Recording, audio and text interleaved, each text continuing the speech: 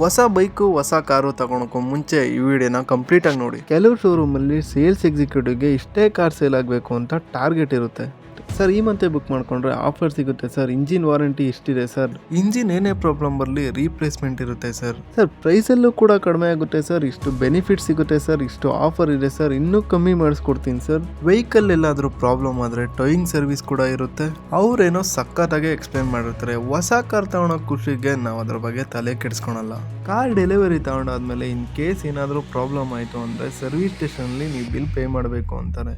Manager ಹತ್ರ ಹೋಗಿ sales executive ಈಗೆಲ್ಲ ಹೇಳಿದ್ದಾರೆ ಅಂತ ವಾದ ಮಾಡಿದ್ರು ಯೂಸ್ ಆಗಲ್ಲ.